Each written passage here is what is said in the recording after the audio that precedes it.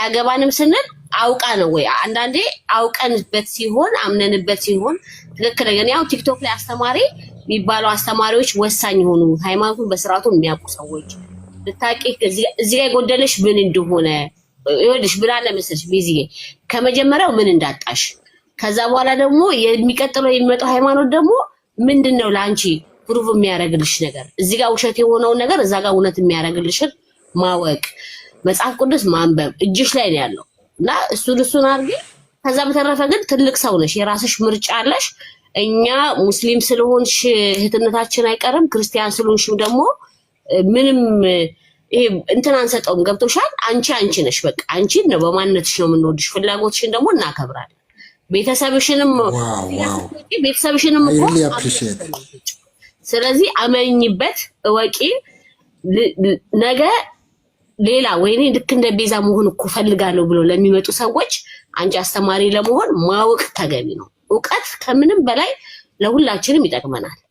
እኔ ሳላቅ እኔ አውቃለሁ እኮ ክርስትና ማለት እንደዚህ ነው ብዬ ባወራሽ ከኔ በላይ ደግሞ የሚያውቋሉ። ግን ፕሩቭ የሚያደርግልኝ ነገር ለኔ መጽሐፍ ቅዱሴ ነው፣ ለነሱ ቁርአናቸው ነው።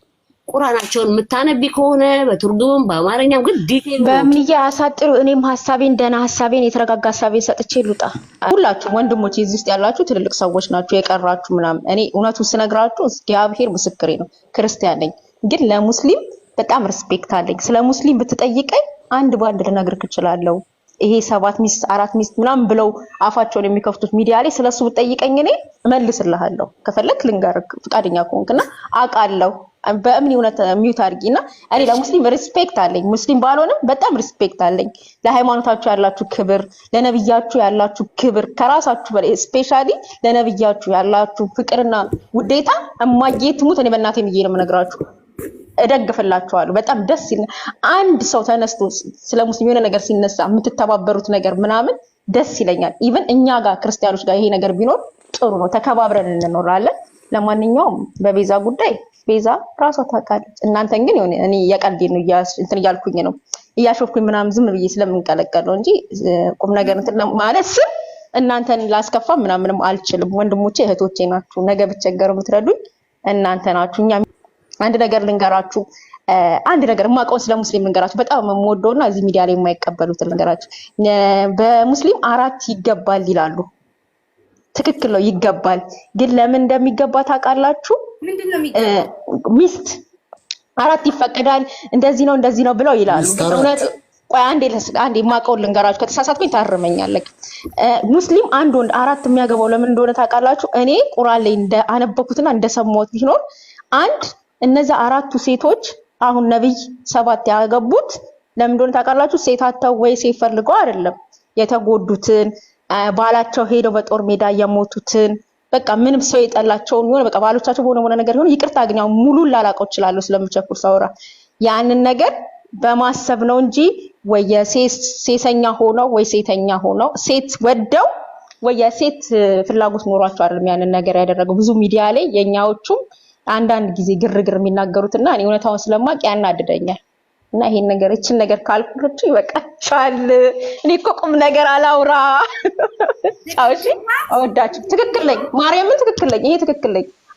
7 ያገቡት አንዱ ጦርነት ሄደው ባላቸውን ላጡ ለተቸገሩት ያው ብር ቢሰጧቸው ያፍራሉ፣ ይሸማቀቃሉ በማለት ለዛ ነው። ለ7ቱም ነው 4 አይዶን ነው ግን ለሁሉም ሲያረጉ የነበሩት አንድ ነው። ትክክል ሁለት አድንቄሻለሁ ባባ። ለምን ቤዛቸው ያውቀዋል እሱ ታያቸው ጥሩ ነገር አስቀምጠሽላችሁ እንደውም ንገርሽ እግዚአብሔር ይምራሽ ወደ ትክክለኛው መንገድ እንደውም አሳብጃቸው ነው የምወጣው። ስለታችሁ ነው እስልምና ላይ እኔም እስማማለሁ። በቃ ስማ ዴቪዬ ስንማር ለማወቅ ደግሞ መጀመሪያ አንቺ ጋር ምንድነው ያጣሽው? እኔ ለመሄድ ወደ እስልምና ለመሄድ ምንድነው ነው እዚህ ጋር አጣው? ምንድነው? እሺ አዳምጪ። መጽሐፍ ቅዱስን አንብቢው። መጽሐፍ ቅዱስ ራስሽ ውስጥ አታስተኙ። ፕሩቭ የሚያደርግልሽ መጽሐፍ ቅዱስ ነው። ከዛ ውስጥ ያጣሽው ነገር ስታጪ ጠይቂያቸው እህት ወንድሞች። በተረፈ እነዚህ ውስጥ በጀማ የሚሉ ናቸው። አሁን እዚህ ጋር እኔ የሚያስተምሩ እኔው ተማሪ ብትይኝ ከነሱ አልማረም። ሌላ ሰዎች አሉ ረጋ ብለው የሚያስተምሩ በጠይቃቸው የሚያስተምሩ ዲስሪስፔክት ያርሙ ክርስትናሽ ነው የነበርሽበት የኖርሽበት እሺ እየሰማሁሽ ነው በሚል ዲስሪስፔክት እያደረጉብሽ እያወሩ ከዛ ደግሞ የነሱን ውድ ነገር እያደረጉ ትላንትና የነበርሽበትና ትላንትና ያለፍሽበትን ነገር ሳይሆን የትላንትናው ምንድነው የጎደለው ያጣሁበት ምንድነው እዚህኛው ጋር ደግሞ ምንመጣ ምንድነው እውነቱ ብለሽ ማወቅ ነው።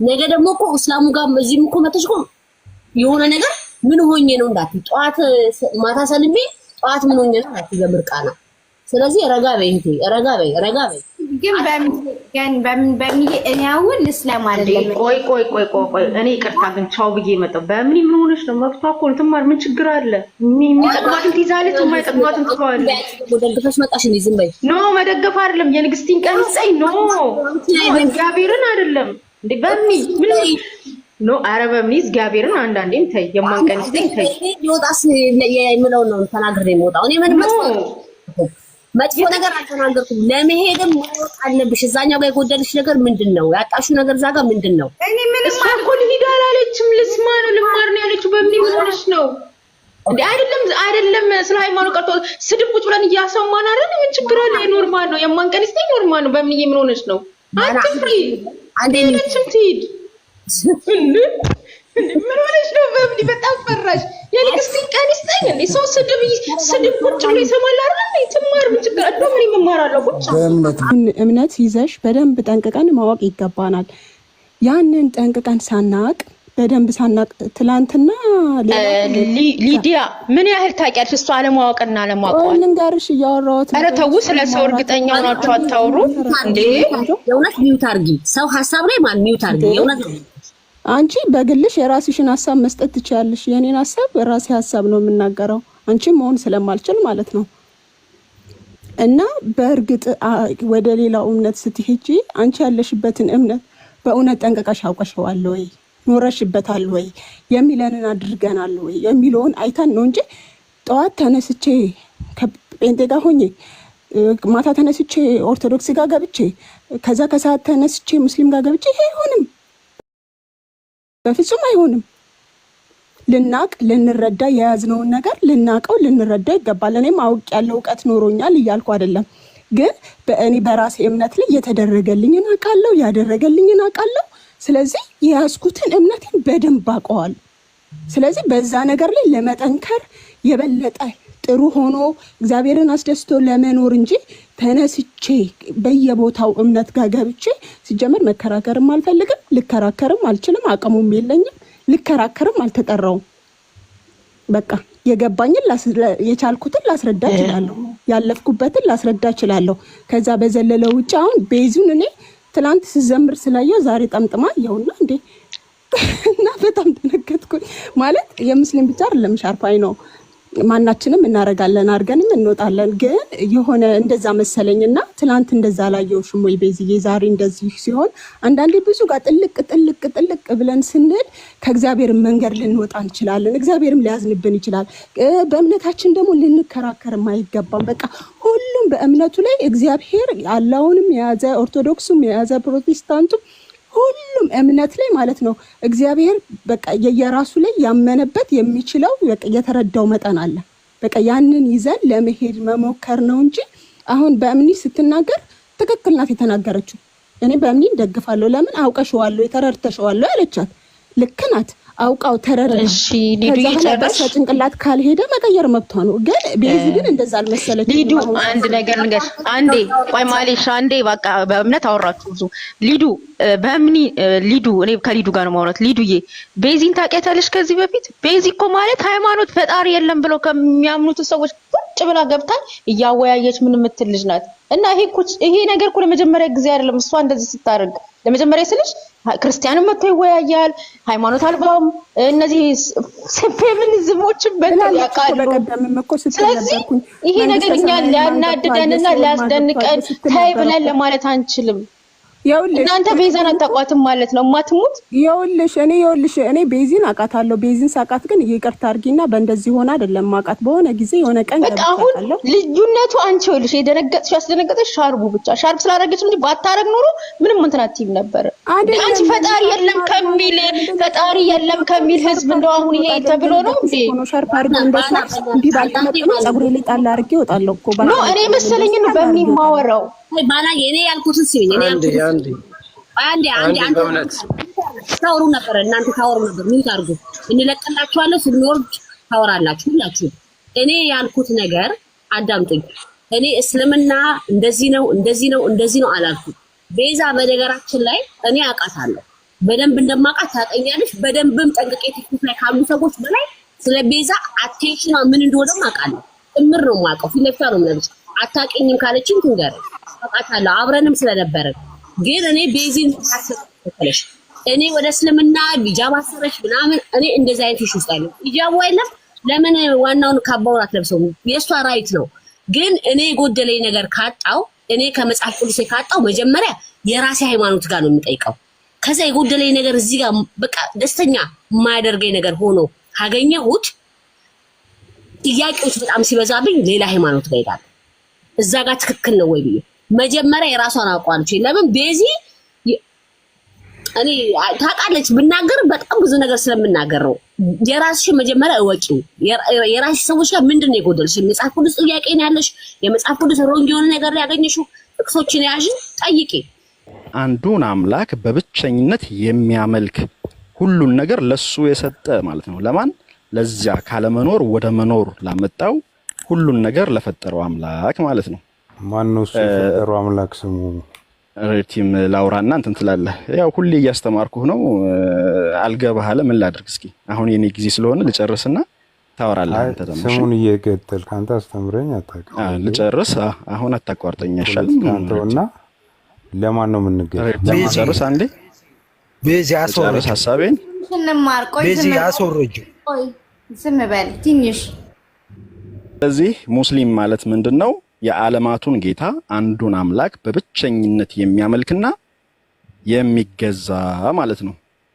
ኢስላም ደግሞ ምንድነው የሃይማኖቱ ስም ነው ማለት ነው ያንን ሃይማኖት የሚከተለው ደግሞ ሙስሊም ወይም ታዛዥ ይባላል ለማን ያ ዓለማትን ሁሉን ነገር ለፈጠረው ለአንዱ አምላክ ማለት ነው ምዕራፍ 2 ቁጥር 208 ላይ አምላካችን አላህ ምን ይላል እናንተ ያመናችሁ ሆይ ሁላችሁም በመታዘዝ ውስጥ ግቡ አለን ስለዚህ ለፈጣሪ ታዛዥ መሆን የውዴታ ግዴታችን ነው አልታዘዝም ያለ ያው እንግዲህ ዋጋውን ያገኛል ማለት ነው ምዕራፍ 3 ቁጥር 19 ላይ አላህ ዘንድ የተወደደ ሃይማኖት ኢስላም ብቻ ነው አለ ሌሎች ሃይማኖቶች ሰዎች የፈጠሯቸው ናቸው ለምሳሌ አይሁድ እምነት የመጣው መቼ ነው ከሙሴ በኋላ ነው ኦኬ ከሙሴ በፊት የነበሩት አብርሃም ምን ነበር ሃይማኖቱ ብንል የትኛው መጽሐፍ ላይ አናገኘው የዚህን መልስ የምናገኘው መቼ ነው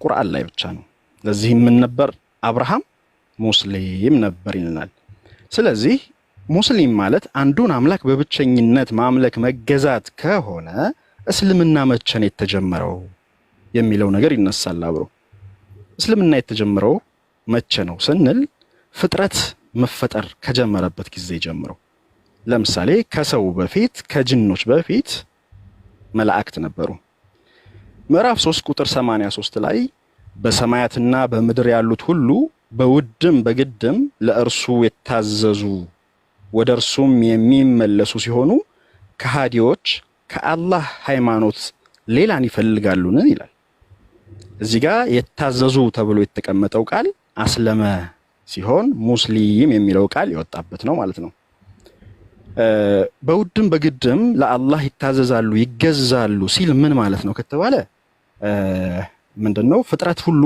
በውድም በግድም አላህ ላስቀመጠው ለተፈጥሮ ህግ ተገዥ ናቸው ሰማይና ምድር አምላካችን አላህ ሲፈጥራቸው አልፈጠርም አላሉም መላእክትን ሲፈጥራቸው አልፈጠርም አላሉም በግድም ይሁን በውድ አምላካችን አላህ ፈጥሯቸዋል ሰው ራሱ አልወለድም አላለም ተወልዷል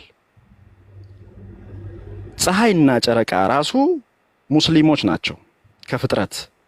ለምን ከተባለ ታዛዦች ናቸው። ለማን? ለፈጠራቸው አምላክ። ፀሐይ በምስራቅ ትወጣለች፣ በምዕራብ ትገባለች። አላህ ላስቀምጠው ህግ ተገዥ ናት። አይ አልሰማም፣ እኔ በሰሜን ወይም በደቡብ እወጣለሁ አላለችም። በምስራቅ ነው የምትወጣው። አላህ ላስቀምጠው ህግ ተገዥ ናት ማለት ነው።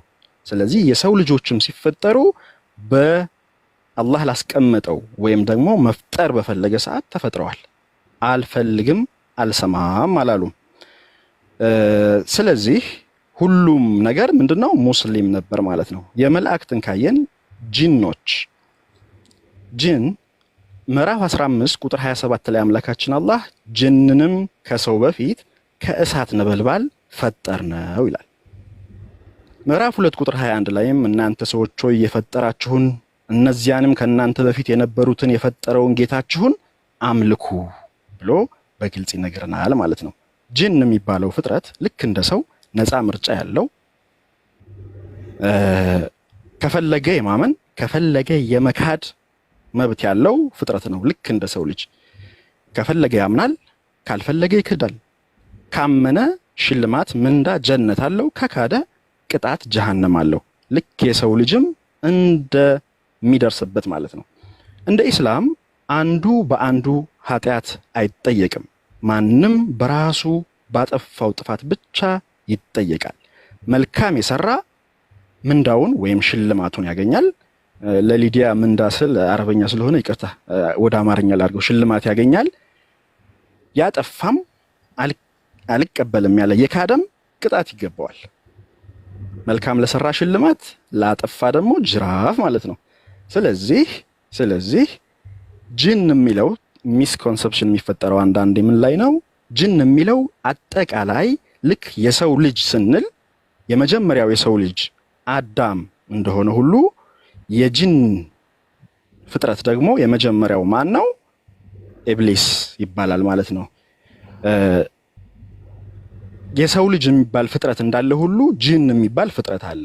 ሰው የሚባለው ወንድ ወይም ሴት ያካተተ አማኝ ወይም ከሃዲ የሚለውን የማያካትት ነው። ሰው የሚለው ማንነት ነው። አጠቃላይ የሰው ልጅ አለ። ከሰው ልጆች ውስጥ አማኝ ከሃዲ አለ። ከጂን ውስጥም አማኝ አለ፣ ከሃዲ አለ ማለት ነው። አጠቃላይ ጂን የሚለው የመጥፎ ነገር ምሳሌ አይደለም። ከጂን ውስጥ ምን አለ? ሸይጣን የሚባለው አለ። ሸይጣን ባህሪ ነው። የሰውም ሸይጣን አለ። ከሃዲ አመፀኛ፣ ያልታዘዘ ማለት ነው። ጥሩ፣ ይሄን ካልኩኝ ቀጣይ ወደ ሰዎች እንሂድ። ሰው ሲፈጠር የሚፈጠረበት ዓላማ ምንድነው? አንዱን አምላክ በብቸኝነት እንዲያመልክ ነው። ምዕራፍ 51 ቁጥር 56 ላይ ጂንና ሰውን ሊያመልኩኝ እንጂ ለሌላ ዓላማ አልፈጠርኳቸውም ይላል አምላካችን አላህ። ስለዚህ ሰውና ጂን የተፈጠሩበት ዓላማ ለምንድነው? አንዱን አምላክ ያ ካለመኖር ወደ መኖር ያመጣቸውን አምላክ በብቸኝነት እንዲያመልኩ ነው ማለት ነው።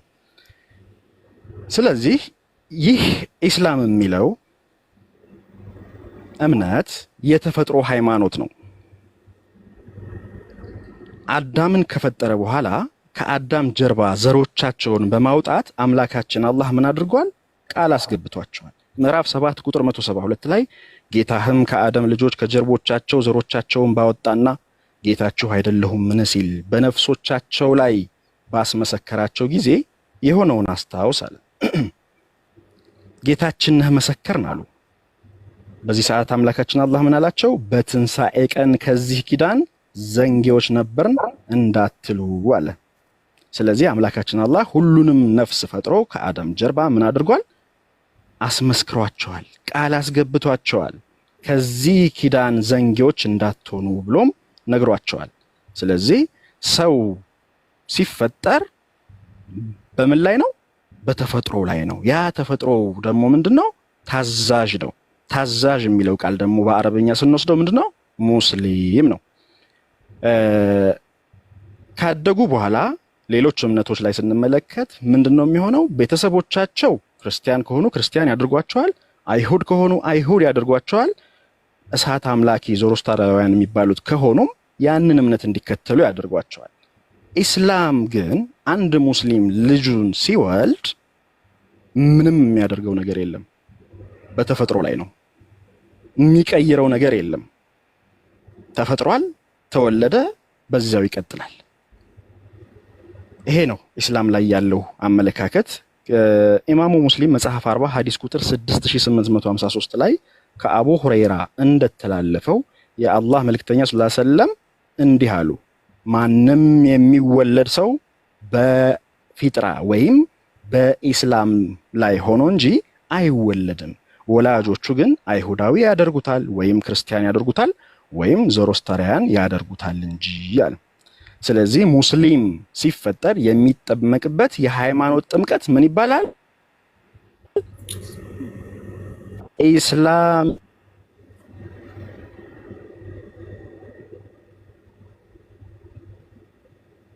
ታብታባሉ ጋይስ የተቆራረጠ ነው። ወደ ሃይማኖቱ የሚያስገባው ማን ነው? አምላካት። ኦኬ አልሰማም እንዴ? ይቅርታሽ። ስለዚህ አንድ ሙስሊም ሲፈጠር የሚጠመቅበት የሃይማኖት ጥምቀት ምን ይባላል? ኢስላም፣ ሙስሊም፣ ታዛዥ ይባላል። ይህ ጥምቀት በ40 ቀን በ80 ቀን ወይም ቄስ ፓስተር ሳይሆን አምላካችን አላህ ራሱ ሲፈጥረው ታዛዥ ሆኗል ማለት ነው።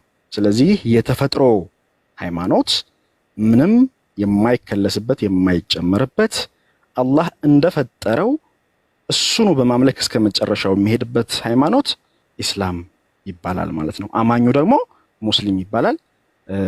ወሰላሙ አለይኩም። ጨርሻለሁኝ። 30 ደቂቃ ገና ነው መሰለኝ፣ 10 ደቂቃ ነው ያወራሁት። ማሊክ ኦር ሾርማ ኢስማኤልም አለ ዩቲም ጨምሩና ካስፈለገ እመለሳለሁኝ። አይ አሁን ደግሞ ዩቲ እህታችን ያው ማሊክ ዩቲ ቀጥይ ካለሽ ወይም እስማኤል። እሺ አይኔ እንኳን እስማኤል ኡስማን ተናግሮታል ሁሉንም ነገር። አመሰግናለሁ። አሰላሙ አለይኩም ወራህመቱላህ። በዚህም ሰላም ብያለሁ። እንግዲህ እኔ አላህ ማን ነው በሚለው ነገር አላህ ራሱ ቁርአን ይመልስልናል። በሱረቱል በቀራ ምዕራፍ 2 ከቁጥር 255 ላይ አላህ ከእርሱ በቀር ሌላ አምላክ የለም፣ ሕያው ራሱን ቻይ ነው፣ ማንገላጀትም እንቅልፍም አትይዘውም፣ በሰማያት ውስጥና በምድር ውስጥ ያለው ሁሉ የእርሱ ብቻ ነው፣ ያ እርሱ ዘንድ በፈቃዱ ቢሆን እንጂ የሚያማልድ ማን ነው እያለ አላህ ይጠይቃል። ከፍጡሮች በፊታቸው ያለውንና ከኋላቸው ያለውን ሁሉ ያውቃል። ማን አላህ በሻውም ነገር እንጂ ከእውቀቱ በምንም ነገር አያካብቡም አያውቁም። መንበሩ ሰማያትና ምድርን ሰፋ፣ ጥበቃቸውም አያቅተውም፣ እርሱም የሁሉ በላይ ታላቅ ነው ይላል አላህ ሱብሓነሁ ወተዓላ። አምላካችን አላህ ይሄ ነው ማለት ነው። የማያንቀላፋ የማይበላ የማይጠጣ ነው።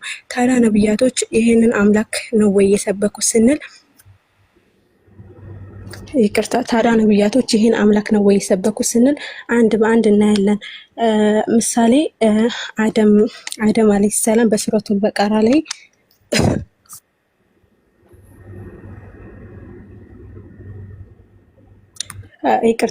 አደም አለይሂ ሰላም በሱረቱል በቀራ ላይ የመጀመሪያው ፍጥረት የሆነው አደም በሱረቱል በቀራ ላይ ሙስሊም እንደሆነ አላህ ይነግረናል፣ ከእርሱ ትእዛዝ እንደተቀበለ ማለት ነው። ሌላው ደግሞ ኑህ አለይሂ ሰላም ኑህም ነብይ ነው። እንዲሁም በሱረቱል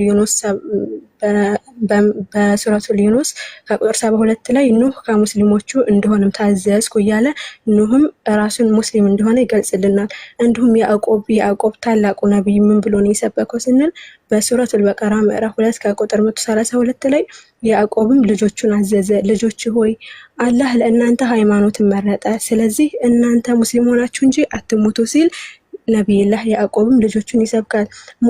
ሙሳስ ምንድነው ስንል ሙሳም አላህን ብቻ ነው በብቸኝነት አምልኮ ያለው። በሱረቱል ዩኑስ ላይ ከቁጥር 84 ላይ ሙሳ ምን አለ ለህዝቦቹ ህዝቦች ሆይ በአላህ አምናችሁ እንደሆነ በእርሱ ላይ ተጠጉ፣ ታዛዦች ሆናችሁ እንጂ ታዛዦች እንደሆናችሁ በአላህ ላይ ተመኩ እያለ ሙሳ አለይሂ ሰላም ኢሳ ኢየሱስ ክርስቶስ ማለት ነው ምንድነው ስንል በሱረቱል መርየም ምዕራፍ 19 ከቁጥር 36 ላይ ኢየሱስ ክርስቶስ ምን አለ? አላህም ጌታዬም ጌታችሁም ነውና ተገዙት፣ ይህ ቀጥተኛው መንገድ ነው ይላል። ኢሳ አለይሂ ሰላም ሰላም በእርሱ ላይ ይሁንና ማለት ነው።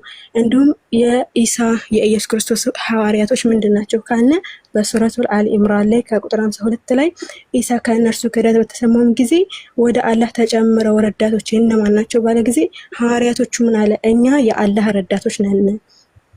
የኢየሱስ ሐዋርያቶች ማለት ነው። እኛ የአላህ ረዳቶች ነን፣ በአላህም አምነናል፣ እኛም ትክክለኛ ታዛዦች መሆናችንን መስክር ይላሉ ሐዋርያቶቹ ለኢየሱስ ክርስቶስ ማለት ነው። እና እንዲሁም በሱረቱ ነምል ከቁጥር 30 ላይ ሱለይማን ምን ይላል? እርሱም በአላህ ስም እጅግ በጣም ርኅሩህ በጣም አዛኝ በሆነው ይላል። ሱለይማን ማለት ሰለሞን ማለት ነው። እና ሁሉም ነቢያቶች ሙስሊም እንደነበሩ በቁርአናችን አላህ ሱብሓነሁ ወተዓላ ይነግረናል። አላህ ሱብሓነሁ ወተዓላ እንዲሁም በሱረቱል አሊ ኢምራን ከቁጥር 19 ላይ ኡስማንም ተናግሮታል። ከአላህ ዘንድ የተወደደ ሃይማኖት እስላም ብቻ ነው ይለናል። እንዲሁም ሱረቱል አሊ ኢምራን ወረድ እስቲ ከቁጥር 85 ላይ ከኢስላም ሌላ ሃይማኖትን የሚፈልግ ፈጽሞ ከእርሱ ዘንድ ተቀባይነት የለውም ይለናል አላህ ሱብሓነሁ ወተዓላ። እኔ ለጊዜው እንደዚህ ነው የምልሽ። ጨርሻለሁ። አመሰግናለሁ። እሺ ትዬ አመሰግናለሁ። ፍቅር ሰላም ናችሁ? አይ ዳዊት እንዴት ነህ? ሌላም ይቀጥላል።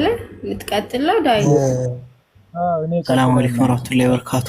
በድጋሚ ኡስማንና እህት ዩቲ በአጠቃላይ ኢስላም ምን ማለት እንደሆነ በአጠቃላይ ሳይተውልና አንዴ ዳዊት ይቅርታ አድርግልኝ። ተረጋጋ። አሁን እዚህ ጋር እናንተ ደቂቃ አለን። ደቂቃችን ይለቅ። አንዴ ደቂቃችን ይለቅ። እሺ 16 ደቂቃ ምን አለ? ቆዩ ተረጋጉ። እናንተ እኮ ብዙ አወራችሁት። እሺ ምን ነው? ተረጋጋ። አንዴ ደቂቃ አለን። ደቂቃችን ይለቅ። ቆይ እነሱ እኮ ተናገሩ። ብዙ ደቂቃ ፕሮግራም ነው በያ ከ30 ደቂቃ በላይ ምንድነው ዳዊት? ምን ፈለግ? ከአንደኛ ቆያውን ደቂቃ ስላለ እሱ ደቂቃ ሲያልቅ ትገባና ታወራለህ። እሺ እስከዛ ሚውት አድርግ። እሺ ዴቪዬ። እሺ ጥያቄ ነበረኝ ለሙስሊሞች። እሺ ትንሽ ደቂቃ አንድ 10-15 ደቂቃ ጠብቀን። እሺ አንድ 10 ደቂቃ። በአጠቃላይ የወንድም ኡስማንና እህት ዩቲ ሌሎችም አሉ ይቀጥላሉ። በአጠቃላይ እስልምና ምን ማለት እንደሆነ፣ ኢስላም ምን ማለት እንደሆነ፣ እስልምና የኛ ብቻ ሳይሆን እስልምና የነቢያችን አለይሂ ሰላቱ ወሰላም ብቻ ሳይሆን የቀደምት ነቢያቶች አባታችን ኢብራሂም የአብርሃም፣ የነቢላህ ሙሳ የሙሴ፣ የነቢላህ ዒሳ ወይም የክርስቶስ የመሳሰሉ ታላላቅ ነቢያቶች ኖህ፣ ሎጥ፣ አደም ከመጀመሪያው ሰው አዳም የመጀመሪያዋ ሴት ሐዋን ወይም ሔዋንን ጨምሮ ሙስሊም እንደሆኑና በእስልምና ላይ እንደተፈጠሩ ቁርአን በማስረጃ ይነግረናል። አረጋጋጭ የሆነው ሐቅ የሆነው እውነት የሆነው ቁርአን ይነግረናል። እና በተመሳሳይ በብዙ ቦታዎች ላይ ነቢያቶች ሙስሊም መሆናቸውን፣ በተመሳሳይ ብዙ ቦታዎች ላይ ቀደምት ታላላቅ የነበሩ ነቢያቶች ለምሳሌ አባታችን አብርሃም ነቢዩላህ ኢብራሂምን ማየት እንችላለን። ታሪኩ ለሰው ልጆች አስተማሪ የሆነ ነብይ የመጀመሪያው ሰው ብዙዎቹን ጠቅሰዋቸዋል። እና ኡስማን እኛ ሙስሊሞች ስንፈጠር ሱራ 30 ላይ ሄዳችሁ ማየት ትችላላችሁ። አላህ በእስልምና ላይ ነው የፈጠረው። የሰው ልጆችን ሲፈጥር በእስልምና ላይ ነው የተፈጠረውና በጣም የሚገርመው ነገር አንድ የሙስሊም ቤተሰብ ልጅ አላህ በቁርአን ተናግሯል። አይሁድና ክርስቲያን እንደሚያደርጓቸው በቁርአን ተናግሯል። ቦታውን ባላስተውሰውም አምላካችን አላህ ክርስቲያኖቹም አጥምቀው ክርስቲያን ያደርጉታል፣ አይሁዶቹም እንደዛው ደግሞ በራሳቸው ስርዓት አይሁድ ያደርጉታል፣ የአይሁድ እምነት ተከታይ ያደርጉታል። እና ሙስሊም በተፈጥሮ ሙስሊም ነው። አምላካችን አላህ ሙስሊም አድርጎ ነው የፈጠረው። ሄዳችሁ ቁርአን ላይ ማየት ትችላላችሁ። ምንም ይሄ ማጥመቅ ምንም የለም። አንዲት ሴት ወለደች፣ የአዛን ድምጽ ይሰማል፣ ተጠቅልሎ ያ ህፃን ልጅ ወደ ቤት ይገባል። የማጥመቅ ሌላ የመሳሰሉ ስርዓቶች የሉም። ይሄ አምላካችን አላህ ለሙስሊሞች ከቸራቸው ችሮታ መካከል አንዱ ነው። ከሰጠን ከአላህ ሂክማ ከጥበቡ ነውና ሁላችሁም በዚሁ አጋጣሚ ወደ ተፈጠራችሁበት ሃይማኖት ተመለሱ። እዚች ጋር የምትገኙ ሁላችሁም እኛ ወደ ተፈጠርንበት ሃይማኖት ላይ ነው ያለነው። እናንተም ወደ ተፈጠራችሁበት ሃይማኖት ተመለሱ፣ ወደ ነቢያቶች መንገድ፣ ወደ ቀደምቶች መንገድ ተመለሱ ስንል ጥሪያችን እናደርጋለን። ወንድሞች ብዙ አብራርተውታል። ሌሎች ስላሉ ይቀጥሉ። እኔ ምንም ማለት አልፈልግም። እቺን ካልኩኝ ይበቃኛል። ኦኬ ብሮ እስማኤል እና ሾርማ ካላወራችሁ ልቀጥል። አንድ 2 ደቂቃ ኦር ምናምን ቀጥል አብራይ አብሽር ቀጥል። እሺ ጀዛከላህ። እሺ ወንድሜ እሺ ሾርማ አምላካችን አላህ ሞትና ህይወትን የፈጠረው እሱ ራሱ አምላካችን አላህ ነው። ምዕራፍ 67 ቁጥር 2 ላይ ያ የትኛው ስራችሁ ይበልጥ ያማረ መሆኑን ሊፈትናችሁ ሞትና ህይወትን የፈጠረ ነው፣ እርሱም አሸናፊው መሐሪው ነው አለ። ስለዚህ ሞትና ህይወትን የፈጠረው ማን ነው? አምላካችን አላህ ነው። ከዚያ ውጭ ከማንም በማንም ወደኛ የመጣ ሞት የለም፣ ወደኛ የመጣ ጽድቅ የለም። ምዕራፍ 45 ቁጥር 22 ላይ አላህም ሰማያትና ምድርን ለችሎታው እንደሚያመለክትባቸውና ነፍስም ሁሉ በሰራችው ስራ ትመነዳ ዘንድ በትክክል ፈጠረ፣ እነሱም አይበደሉም ማለት። አምላካችን አላህ ፍትሃዊ አምላክ ነው። አንዱ ባጠፋው አንዱን አይጠይቅም። አንዱ በሰራው መልካም ስራ ለሌላውም ሽልማት እንደማይሰጠው ሁሉ ማለት ነው። ሁሉም በራሱ በሰራው ባመጣው ባደረገው ነገር ነው። ምዕራፍ 16 ቁጥር 97 ላይ ከወንድ ወይም ከሴት እርሱ አማኝ ሆኖ በጎን የሰራ መልካምም ኑሮን በእርግጥ እናኖረዋለን፣ ይሰሩት ከነበሩት ነገር በመልካሙ ምንዳቸውን እንመነዳቸዋለን ይላል። በተጨማሪም ምዕራፍ 39 ቁጥር 10 ላይ እናንተ ያመናችሁ ባሮች ሆይ ጌታችሁን ፍሩ፣ ለእነዚያ በዚች በቅርቢቱ ዓለም መልካም ለሰሩት መልካም እንዳላቸው አለ። መጥፎ ለሰሩትስ እንደዚሁ የመጥፎ ስራቸውን ዋጋ ያገኛሉ ማለት ነው። በተጨማሪ ምዕራፍ 99 ቁጥር 8 ላይ የብናኝ ክብደት ያክልም ክፉን የሰራ ሰው ክፉ ያገኘዋል አለ። የብናኝ ክብደት ያክል መልካም የሰራ ሰው መልካሙን ያገኛል አለ። ስለዚህ ማንም አይበደልም ማለት ነው። ምዕራፍ 21 ቁጥር 47 ላይ በትንሣኤም ቀን አለ አምላካችን አላህ ትክክለኛ ሚዛኖች እናቆማለን፣ ማንኛይቱም ነፍስ ምንም አትበደልም፣ ስራው የሰናፍጭ ቅንጣት ያክል ቢሆን እንኳን እናመጣታለን፣ ተቆጣጣሪነትም በእኛ በቃ ይላል። ምዕራፍ 22 ቁጥር 56 ላይም በዚያን ቀን ንግስናው የአላህ ብቻ ነው። መቼ? የትንሣኤ ቀን። በመካከላቸውም ይፈርዳል። እነዚያም ያመኑት መልካም ስራዎችንም የሰሩት በመደሰቻ ገነቶች ውስጥ ናቸው አለ። ምዕራፍ 12 ቁጥር 57 ላይም የመጨረሻይቱ ዓለም ምንዳ ለነዚያ ላመኑትና ይጠነቀቁ ለነበሩት የበለጠ ነው አለ። አማንያን ያኔ የትንሣኤ ቀን ምን ይሆናሉ? ምዕራፍ 46 ቁጥር 19 ላይ ለሁሉም ከሰሩት ስራ ደረጃዎች አሏቸው፣ ስራዎቻቸውን ይሞላላቸው ዘንድ ይህንን መነዳናቸው፣ እነርሱም አይበደሉም ማለት። ምዕራፍ 6 ቁጥር 132 ላይም ለሁሉም ከሰሩት ስራ የተበላለጡ ደረጃዎች አሏቸው፣ ጌታህም ከሚሰሩት ሁሉ ዘንግ አይደለም ማለት። መልካም ስራ ሁሉ ደግሞ ምንድነው? እንደ ኢስላም አምልኮ ነው። መጥፎ ስራ ቅጣት እንደሆነ ሁሉ ቅጣት እንደሚያስከትል ሁሉ መልካም ስራ ሁሉ ምንድነው? ሽልማት አለው ማለት ነው። ስለዚህ እንደ ኢስላም አስተምሮት ማንም ባጠፋው ጥፋት ይቀጣል፣ ማንም በሰራው መልካም ስራ ደግሞ መልካም ነገር ያገኛል።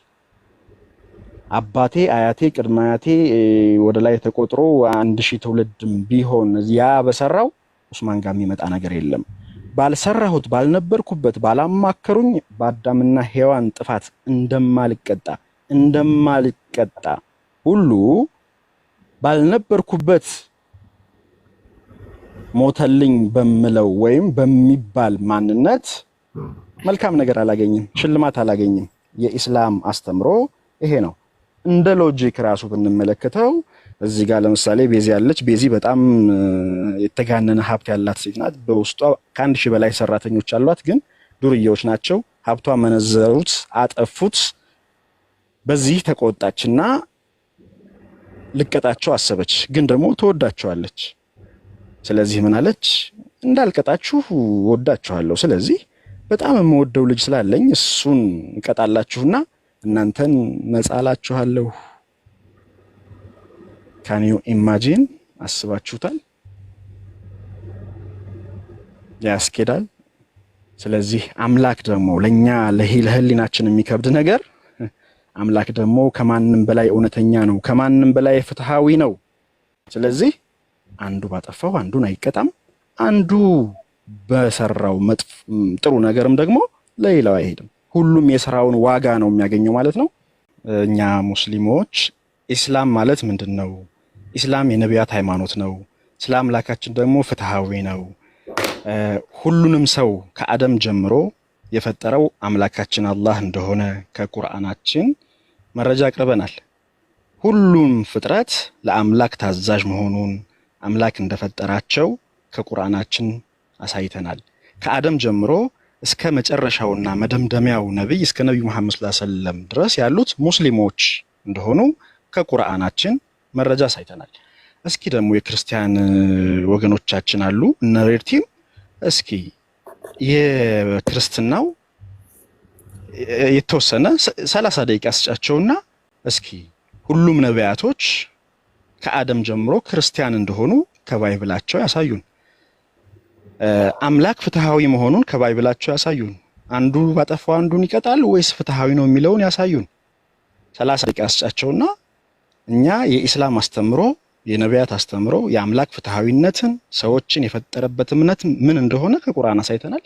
እስኪ ጊዜ ስጫቸውና 30 ደቂቃ ሁሉም ነቢያቶች ክርስቲያን መሆናቸውን አምላክ በአዳምና ሔዋን ቅጣት ይጠይቃል ወይስ የማይመለከተውን ሰው መጥቶ ይቀጣል ወይስ ፍትሃዊ ነው አይደለም ከባይብላቸው እኛ ያነሳናቸውን ነጥቦች በተመሳሳይ ከመጽሐፋቸው ያሳዩን እስኪ። እሺ በመረጃ ግን ማለት ነው። እኛ መረጃ እንደጠቀስነው እንትን አድርግ ማለት እነሱ ስላሴንም ይሁን የኢየሱስ አምላክነት ልክ እኛ ስልና እንዳስተማረ ያስተምሩ። ሁላችሁንም በጣም ነው የማመሰግነው። ጊዜያችሁን ሰዓታችሁን ሰጣችሁ እያስተማራችሁን እየነገራችሁን ስላላችሁ በጣም ነው የምናመሰግነው እህት ወንድሞቼ።